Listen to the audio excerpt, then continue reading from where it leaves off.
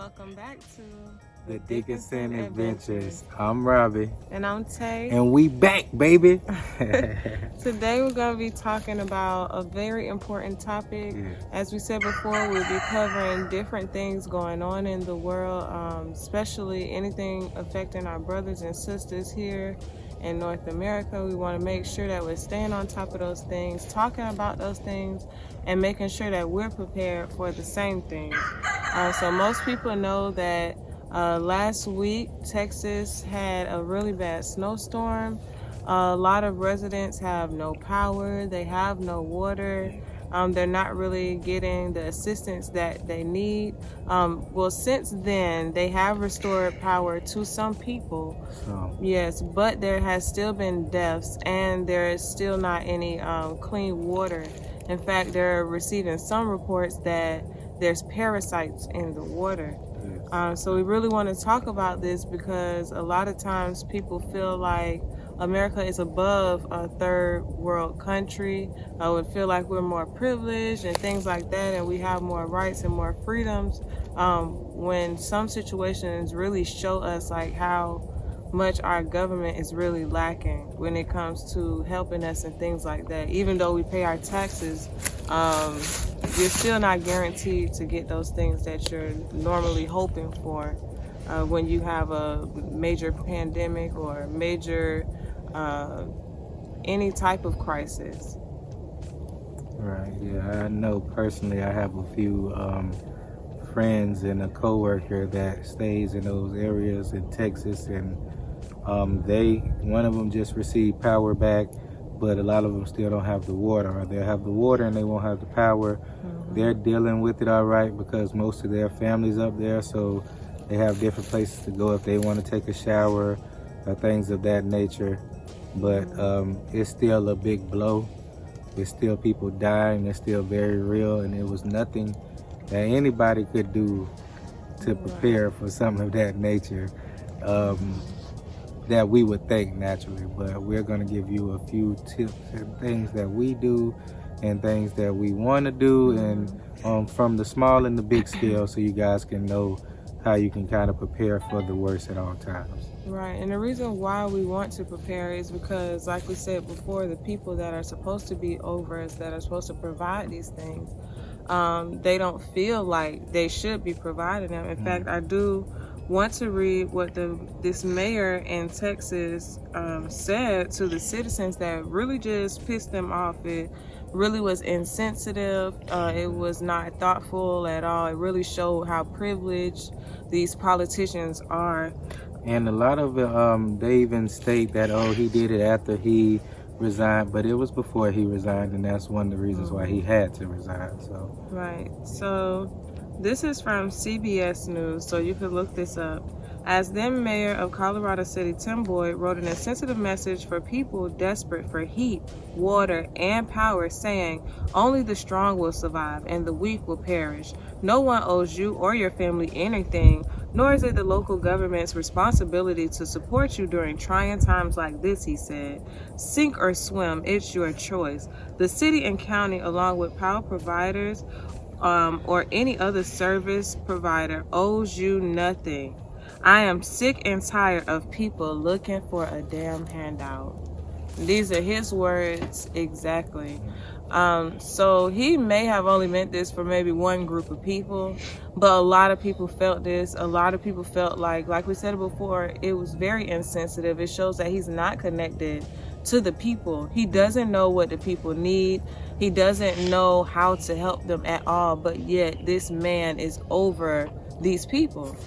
So go ahead. And I don't know exactly what kind of background he has, so maybe some of you guys can fill us in a little bit on it more. I did hear a couple of rumors that he had, or his family had oil money, whatever it was, he came from money. So these are people that have what they need, telling people that don't have what they need what to do. And the biggest problem to me on the whole situation is this is Texas. This isn't Alaska.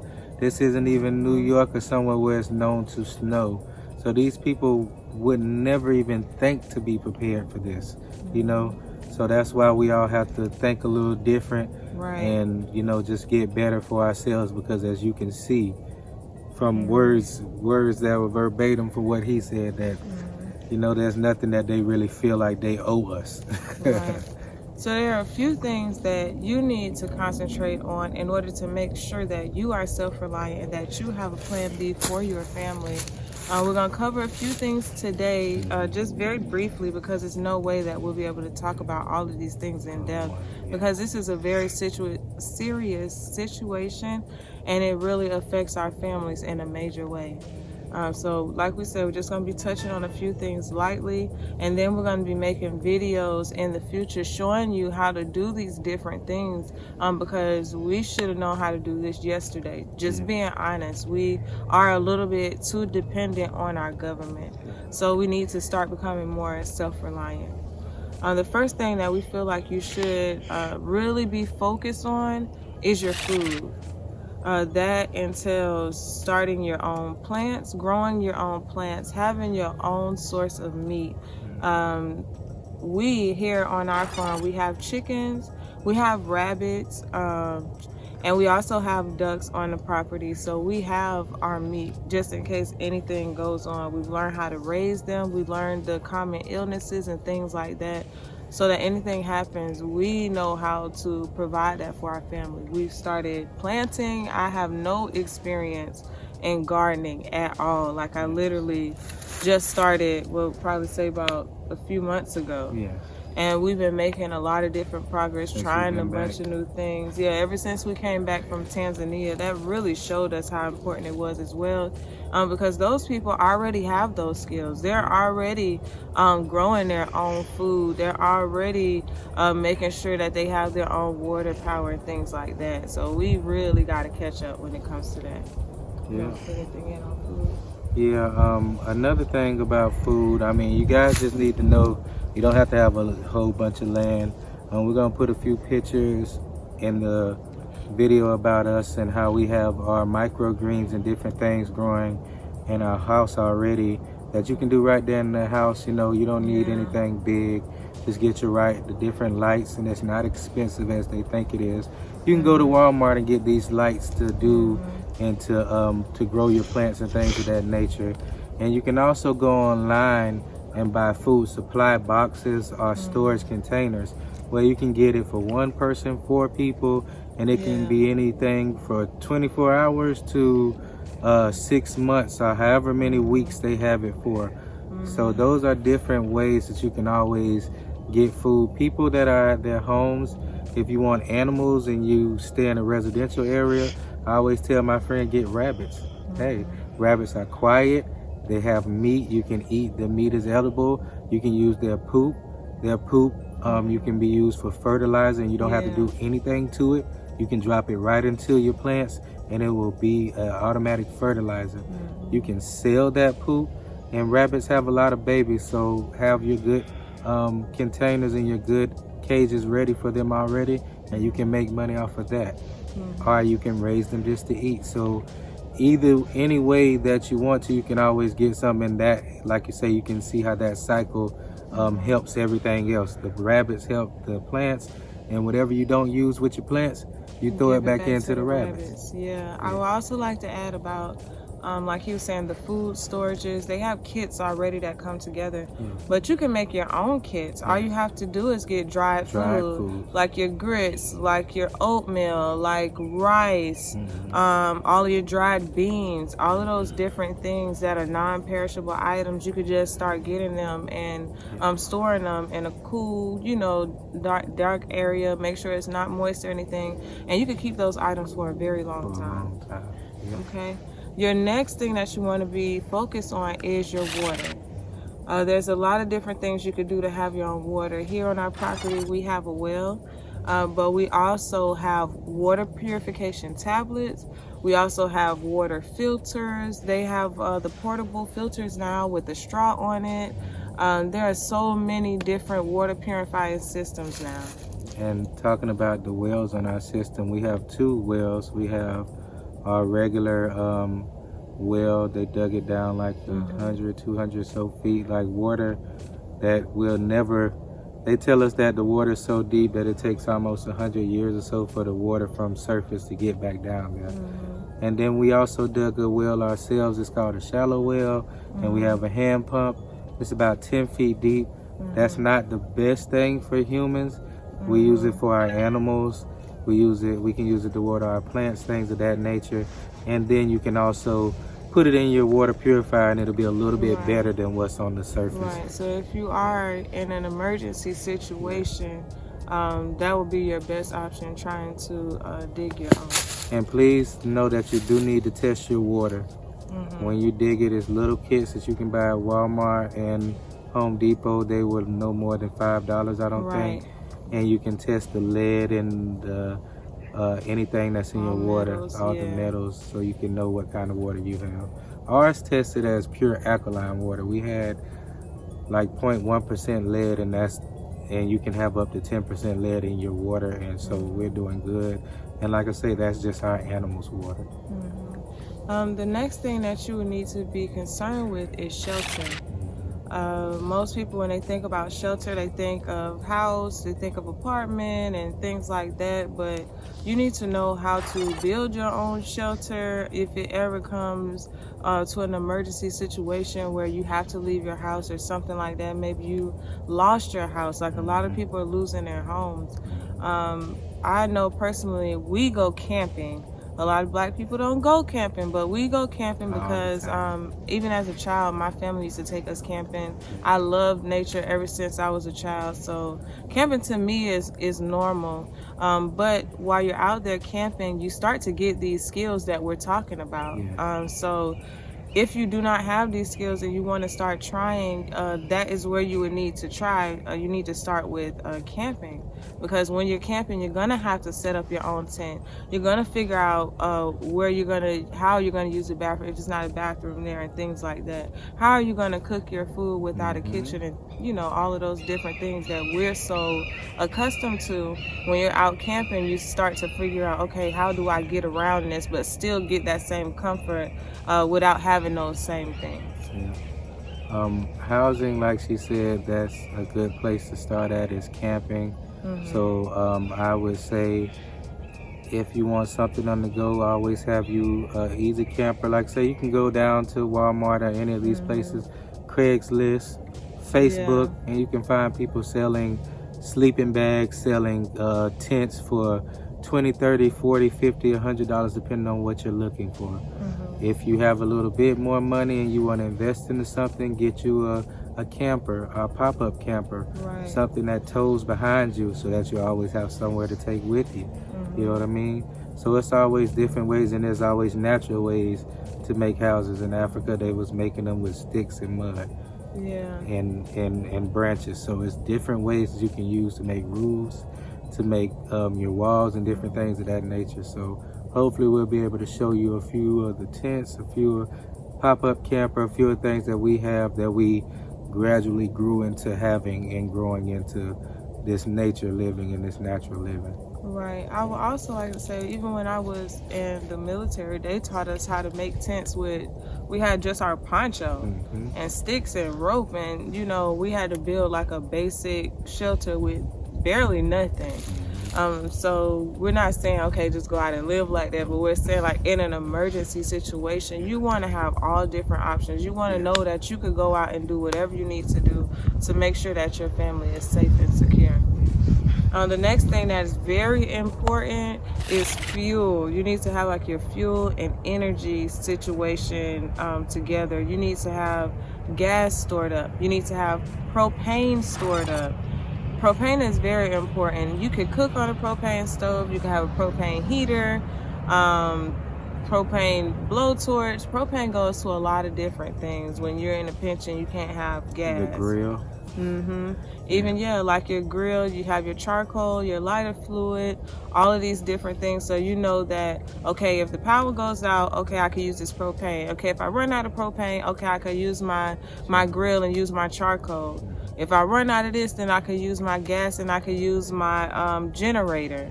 So you want to make sure you have a lot of different options. Even solar, we have 2 solar panels out here. We have them hooked up to a battery so that we can also use that as a source of energy. And also, we plan on trying to get one of the wind solar panels, just to try something different. Always getting different forms of energy that's not tied into the grid, so that even if something goes wrong, you'll have it. And just a little note on that. At first, I was just gonna get a regular one, but seeing what happened there, they weren't ready for snow. But I made sure that the one that I'm gonna get, it has temperature regulation, so it's good for the snow and everything. Because obviously, nobody ever thought it would snow in Texas. Right. So we can say the same thing here. So you know what I mean? I just always be prepared. If you have to take the next step just to have that little bit of extra security, go ahead and do it. You know what I mean? The last thing we want to talk about is security and protection. Is your shelter secure? Do you have your locks on your doors? Do you have your fences up?